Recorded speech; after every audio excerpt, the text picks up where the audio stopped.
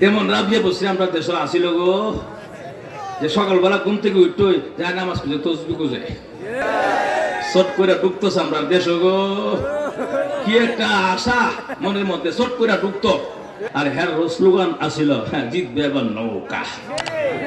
রাত্রে বুড় দিলে তো নৌকা জিতবো। ম্যাডাম যে রাবিয়া বসরি যে বস আছে দাদার দেশ, রাবিয়া বসরি কই গেলে এটার নাম কই তো কিনা করে ফেরাউন। ফেরাউন এটা আগের ফেরাউন থেকে ডাবল ফেরাউন। বলে কেন হুজুর? আগের ফেরাউনে আয়নাগর বানাইছে না, আমার ফেরাউনে আয়নাগর বানাইছে, মানুষকে না খাওয়াইয়া দুঃখের পর দুঃখে দুঃখে মারছে। দিনের কামড়াতে শোনা পার্টি আছে না সমাজ। আমরা 16 বছর যাবত দেখছি নির্বাচন আগের দিন রাত্রি কাম শেষ। ওই আস্তে করে আসে না না নির্বাচন আগের দিন কাম শেষ লিখছে আল্লাহ আল্লাহ বলিয়া শব্দে নৌকা মার্কা করিয়া এর লেগে নৌকা বরিয়া দিছে। আর হ্যার স্লোগান আসিল, হ্যাঁ জিতবে এবার নৌকা। রাত্রে বুড় দিলে তো নৌকা জিতবো। নজর ঠিক না খুব আসামসু খালি এমন দাওয়া দিছে খুব আইসে খালি দে আবরে নৌকা মার্কা দায়িত্ব দে ঢিল্লা। নজর ঠিক কিনা? এরপরে সকালবেলা আমি গেছি নির্বাচন অফিসে ভোট দেওয়ার লেগে, আওয়াজ করে না, নির্বাচন অফিসে গেছি সকালে ভোট দেওয়ার জন্য। নির্বাচন অফিসে আমি যাত্রাবাড়ি আমার থাকি, যাত্রাবাড়ি আমার ভোটার। আমি গেলাম, হুজুর কষ্ট করে আপনি আসছেন জান গে হুজুর। কেন বেটা ভোট দিতাম না আমি? হুজুর আপনি ভোট দেওয়া হয়েছে গা। কেনা দিছে রে? ও জিব্রাইল ফেরেশতা। কেমন রাবিয়া বসে নির্বাচন করছে, এর লেগে জিব্রাইল ভোট জ্বালাইছে। তেমন রাবিয়া বসে আমরা দেশে আসিল গো, যে সকালবেলা ঘুম থেকে উঠতে যায় নামাজ পড়ে তসবি খুঁজে। সকালবেলা ঘুম থেকে উঠে উনি কোরআন শরীফ তেলাওয়াত না কইরা উনি বিছনা থেকে উঠেন না। উনি যে অভিনেত্রী, কথা বলা অভিনেত্রী ইন্টারভিউ নিলে উনি 1 নম্বর পাস করবো। সিলেটের ইলিয়াস আলী যে ওই সিলেটের আমরা জানেন সবাই এক এমপিতে গুম করা হয়েছিল। সিলেটের ইলিয়াস আলী উনি নিজে গুম করে গিয়া হেডবাটার বড় ধরে গিয়ে কান দেখো তোমার যাবার একটা কথা বলা। ইনি যে অভিনয় করতে পারে সেরা, এটা বুঝার বাকি নাই। কথা বলা এই আল্লাহর ওলি রাবিয়া বসরি আমরা ভিতরে জ্বালাই গেছে গা। আসতে কয় রাবিয়া বসরি আমরা জ্বালাই গেছে, কিচ্ছু ভিতরে নাই। নির্দোষ উলামায়ে কেরামকে টাকা দিয়া সাক্ষী ভাড়া করে হাতে হ্যান্ডকাফ লাগায়া ভাইয়া ডান্ডা বিড়ি লাগায়া উলামায়ে কেরামকে টেনে হেসরা আদালতে নেওয়া হয়েছে। উলামায়ে কেরামকে টেনে হেসরে জেলখানা নেওয়া হয়েছে, টেনে হেসরে টর্চারিং রিমান্ডে নেওয়া হয়েছে। অতএব পরিষ্কার কথা হলো এখন বাংলাদেশ পরিবর্তন হয়েছে। আশা করি যে সমস্ত উলামায়ে কেরামকে নির্দোষ উলামায়ে কেরামকে হাতে হ্যান্ডকাফ লাগায়া ভাইয়া ডান্ডা বিড়ি লাগায়া বেজ্জতি করেছে, অবশ্যই তাদের বিচার বাংলার জমিনে ফাঁসি দিতে হবে। ফাঁসি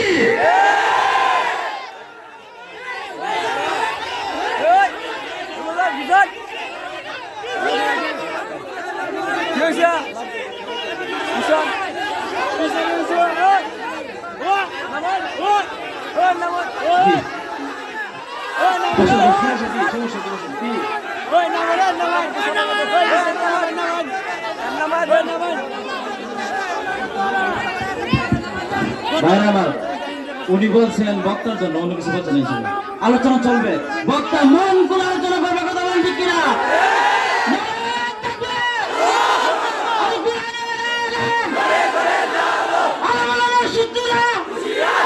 উলামায়ে কেরামকে যে পরিমাণ কষ্ট টর্চারিং দিছে, ওনার বাবা শুনেন আমার নামে মামলা হয়েছে।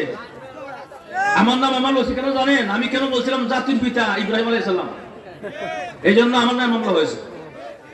আমি বলছিলাম জাতির পিতা জীবন যদি চলেও যায়, জাতির পিতা আমাদের ইব্রাহিম আলাইহিস সালাম হবে।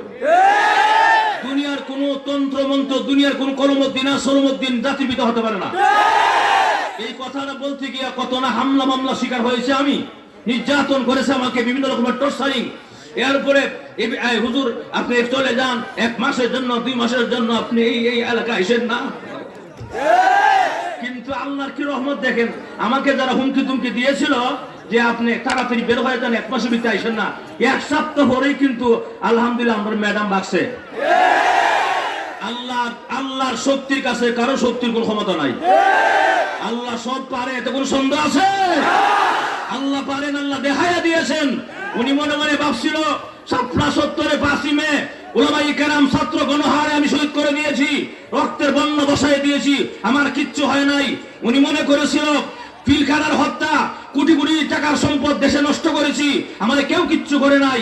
উনি মনে করেছিল মধু বিরোধী আন্দোলনে ব্রাহ্মণবাড়িয়া অনেক ছাত্র উলামায়ে কেরাম শহীদ করেছে, উনি মনে করেছিল কিছু হয় নাই। উনি মনে করেছিল 5ই আগস্টের আগে যে কয়েকজন ছাত্র নামছে কোটা বিরোধী আন্দোলনে, ভাবছে এগুলো এত বড় বড় মামলা সামনে লেগেছি, টুস টুস করছে আর ভাবছে এটা কোনো ব্যাপার হই না। কিন্তু উনি ভাবছে না অল্প কয়েকজন ছাত্র যে ওনার জন্য কাল হয়ে দাঁড়াবে। কথা ঠিক কিনা? উনি ভাবছিল ফেরাউনের মতো উনি হায়াত পায় আছে, ফেরাউনের মতো জিন্দেগি তোমার ওনারা ক্ষমতা যাবে না।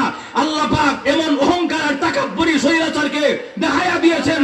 5ই আগস্টে আল্লাহ পাক ওনাকে এরকম ভাবেই শোচনীয় পরাজয় বর্তমান করতে বাধ্য হয়েছে। খাবার পর্যন্ত আমার সুযোগ নাই।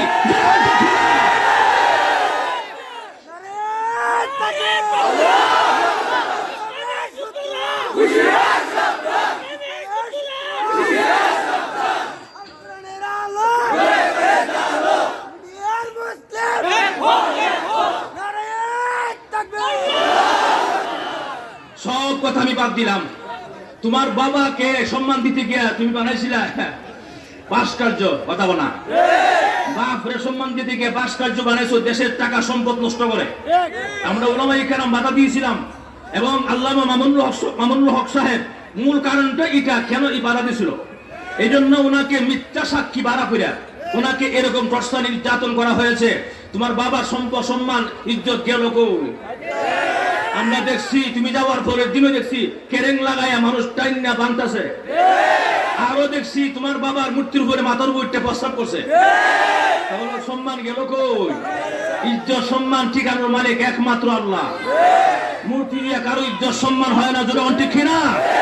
অতএব বোঝা গেল ইসলামের দেশ, এটা ইসলামের দেশই থাকবে, জোরে ঠিক কিনা? আপনার সরিষাবাড়ির এক টাকলা ছিল, টাকলা এক টুলু টাকলান বাবা টাকিলুন, কথা বল না?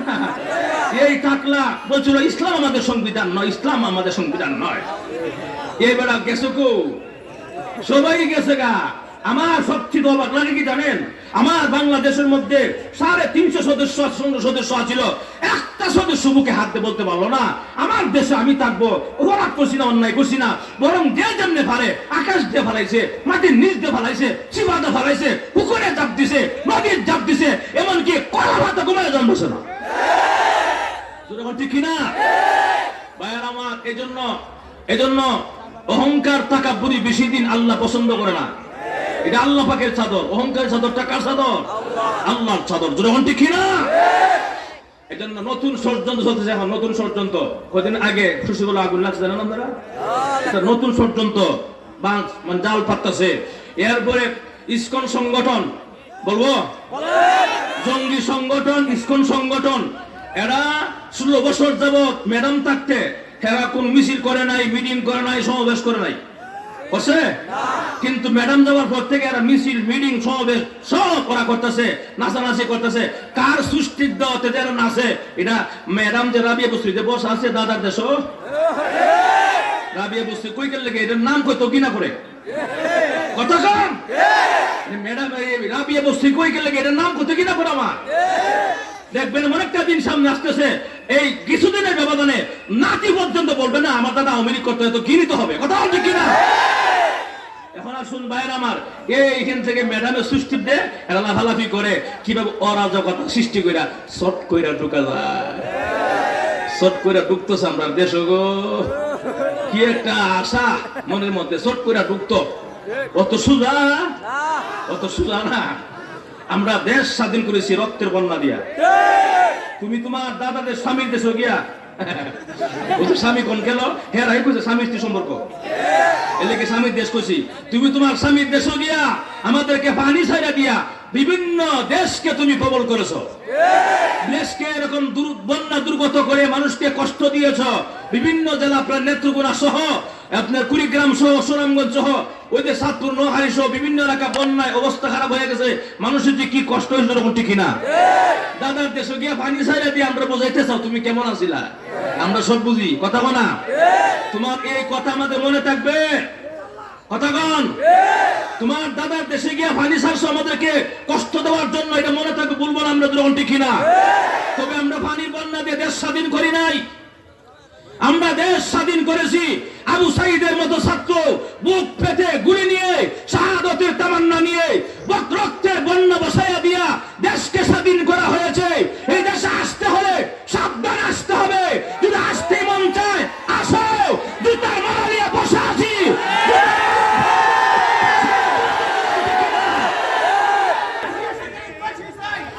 ভাইয়ের আমার বসেন বসেন, আমি যে কথাটা বলতেছিলাম উনি ছট করে আসতেছে, ও তো হায়া শরম কম কেড়ে, হায়া শরম মুঠো নাই, লজ্জা ইমান বলতেই নাই। ফেরাউন ফেরাউন, এটা আগের ফেরাউন থেকে ডাবল ফেরাউন। বলে কেন হুজুর? আগের ফেরাউনে আয়নাগর বানাইছে না, আমার ফেরাউনে আয়নাগর বানাইছে, মানুষকে না খাওয়াইয়া দুঃখের পর দুঃখে দুঃখে মারছে। কথা কোন ঠিক না? এই ফেরাউন 72 আগের ফেরাউন থেকে আল্লাহ পাক প্রত্যেক স্বৈরাচারের পতন ঘটাইছেন বড় সংগঠন দিয়া নয়, সামান্য ল্যাংড়া মশা দিয়া। নমরুদের পতন হয়েছে ল্যাংড়া মশা দিয়া, সুস্থ মশা নয়। ফেরাউনের পতন হয়েছে কাদা মাটি পানি সুবা হাওয়াইয়া। আর আমার দেশে স্বৈরাচারের পতন হয়েছে অল্প কয়েকজন ছাত্র দিয়া। আল্লাহ পাক সব পারে কিনা কোন সন্দেহ আছে? আমি এখন যে কথাটা বলবো কোন পক্ষ বিপক্ষ নাই, যে কথাটা বলতে চাই এখন, আল্লামা দেলোয়ার হোসেন সাইদি ওনার কোন দোষ ছিল না? সত্য করে বলুন, দোষ ছিল? এই লোকটা কোরআনের একটা পাখি, সারা দেশে বিশ্বে উনি কোরআনের প্রসার করে হিন্দু খ্রিস্টান উনি মুসলমান বানাইছে। এই লোকটাকে যুগের পর যুগ কারাগারে রেখে এরকম টর্চারিং রিমান্ড যত কিছু আছে সবকিছু শেষ ফিনিশিং এ ওনাকে চিকিৎসার কথা বলে ওনাকে হাসপাতালে নিয়ে মারা হয়েছে। উনি কি মরছে না মারছে? মারা হয়েছে, যেরকম ঠিক না?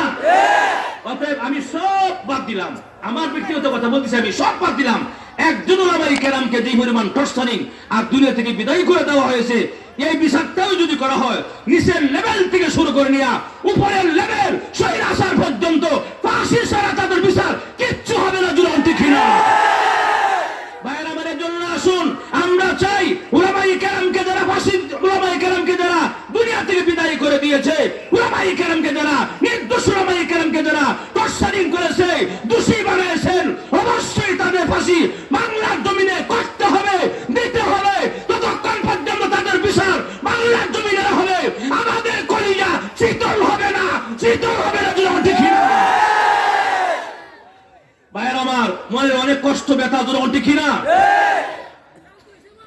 ভাইয়ের আমার এজন্য আসুন, যেই কথা আমার দেশ নিয়ে নতুন ষড়যন্ত্র আর চক্রান্ত চলছে, এরা হলো ইসকন সংগঠন, জঙ্গি সংগঠন। এরা জঙ্গি কেমনে বললাম? গত কয়েকদিন আগে চট্টগ্রামের আইনজীবী, মুসলমান আইনজীবী সাইফুল ইসলাম আলিফকে তারা দা দিয়ে কুপিয়ে হত্যা করেছে। এরা জঙ্গি সংগঠন। নেত্রকোনার একজন ইমামকে তারা শহীদ করে দিয়েছেন। সিলেটের একজন ইমাম কেন ফেসবুকে স্ট্যাটাস দিয়েছিল, ফেসবুকে পুশ করেছিল ইসকন সংগঠন নিয়ে, ওই ইমামকে গুম করে শহীদ করে দিয়েছেন। ফরিদপুরের ঘটনা ইসকন সংগঠন করেছেন। অতএব তারা যে জঙ্গি আর প্রমাণ করতে হবে না, প্রমাণ হয়ে গেছে। এজন্য বর্তমান সরকার, অন্তর্বর্তীকালীন সরকারের কাছে আমাদের দাবি হলো, যদি ইসলামের দেশ করতে চান, কোরআনের রাষ্ট্র করতে চান, আগাছা পরিষ্কার করতে হবে।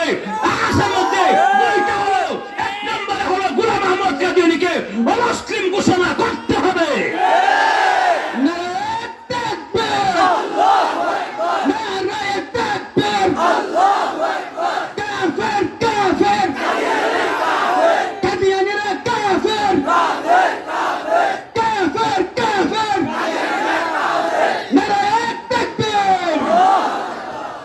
দুইটা শর্ত আমাদের প্রথম মেইন, এটা হলো এক নম্বর হলো, যদি আপনি কোরআনের দেশ কায়েম করতে চান, কোরআনের রাষ্ট্র কায়েম করতে চান, তাহলে প্রথম নম্বর আমাদের দাবি হলো গোলাম আহমদ কাদিয়ানীকে মুসলিম ঘোষণা করতে হবে।